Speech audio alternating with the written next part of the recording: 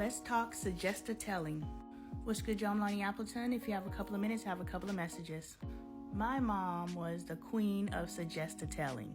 This is a term that I have coined in relation to my mother because she would be suggesting it, but she's telling you. Therefore, she is suggest-a-telling. Yesterday, we were about to go buy some flowers for my friend because she just lost her father. And I was in the garage priming my pieces, and when Dre got home, he was like, "You ready?" I was like, "Yeah." And I got ready to go get in the car. My hands are covered in primer, but I'm an artist, so I'm used to being covered in paint or dust or something, and I just go. I don't care. Maybe I should, but I don't. Check back tomorrow. That may change. But anyway, Dre turns around and he looks at me and he's like, "Are you going to wash your hands?" And I'm like, "No." And he goes in the house, and that's the end of the conversation. But I stop and I think. I was like, for Dre to ask me if I'm going to wash my hands, that means he would want me to wash my hands. And even though I'm comfortable with my hands looking like this, it would be a better presentation if my hands weren't covered in gray primer. So I go inside and wash my hands. The reason why I tell this story and I bring up suggest-a-telling is quite often in our relationships, our spouses are suggest-a-telling us all the time. They're saying things in a suggestive manner, but they're actually telling us to do something.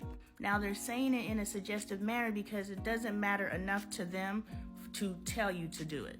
But it's something that they would like you to do. If it wasn't, they wouldn't be suggesting it.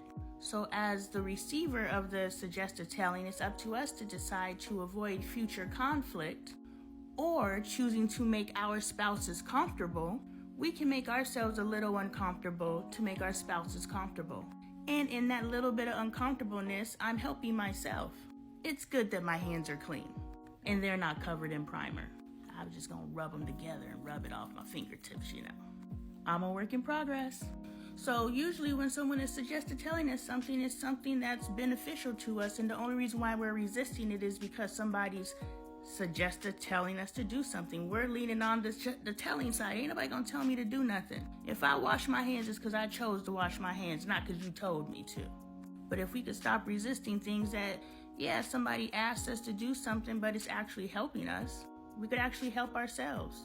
And in helping ourselves, we're avoiding conflict with our spouses. More peace in the home sounds like a good thing to me. R. Kelly is the rule, not the exception. What's good, y'all? I'm Lonnie Appleton. You have a couple of minutes, I have a couple of messages. All right, y'all, hear me out. Yesterday, I was watching Belly, and there's a scene between Keisha and this young girl who presents as 16. She says she's 16, and we can assume that's her age per the character. And she's calling, or she's paging, and so Keisha calls, and she's like, "Who is this? This is so-and-so. Who is this? This is Keisha. Why you paging my man? Ooh, Keisha, I done heard all about you. I hear about you while I'm sucking your man." What? Turns out, in all of this conversation, old girl says, "I'm only 16, so we can't have sex yet, but I could give them." How many hands did this movie go through and nobody saw a problem with that line? No one saw a problem with the grown-ass man, Tommy, played by DMX. I think that's his name. Don't get caught up on the fact that I don't know these names. It's the first time I saw the movie. Y'all took my black card when I didn't know how to wobble, so I ain't worried about none of y'all. But how is this grown man, we're not having sex, I just give him head? And we've been messing around since I was younger.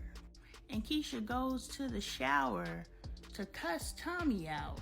Not about messing with a 16-year-old. That went over everybody's head.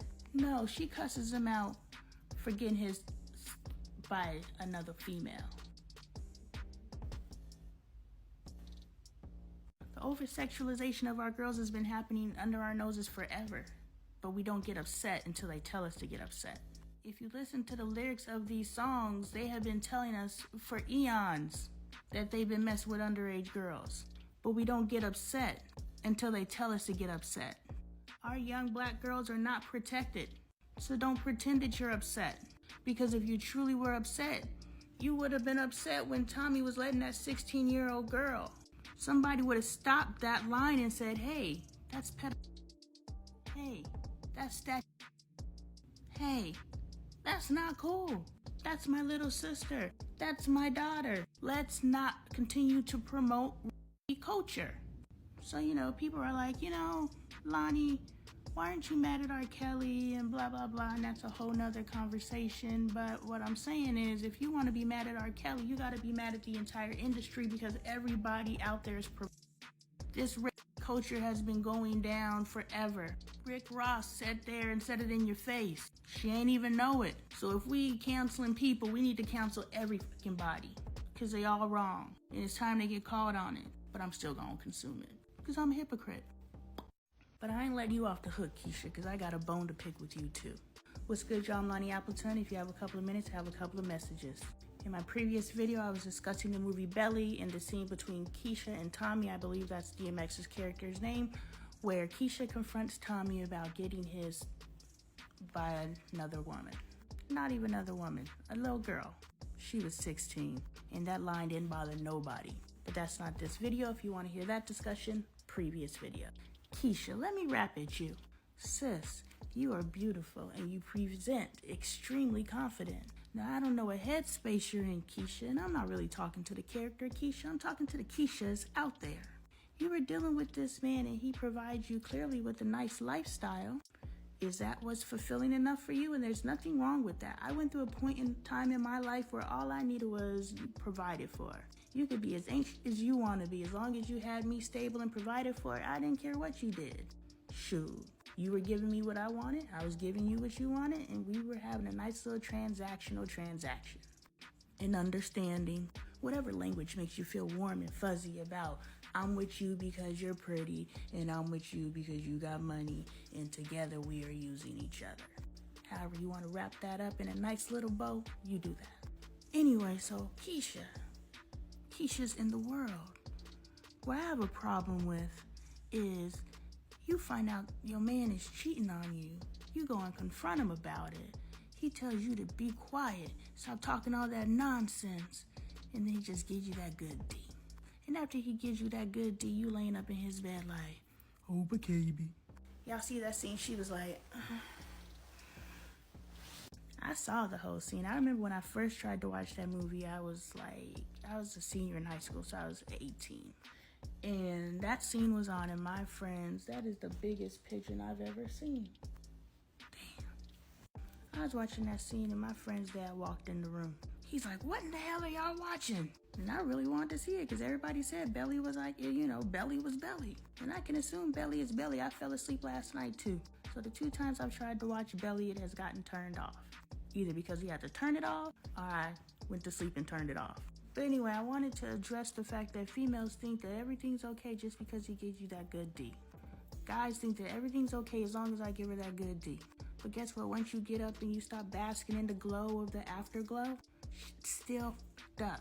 He's still a lying ass, cheating ass, and you gotta deal with that. You can't keep avoiding it by getting stroked to sleep. And you can't keep being a dog bouncing from relationship to relationship thinking it's her. It's you. Everybody needs to evolve. Especially Keisha. Tommy, your ass too.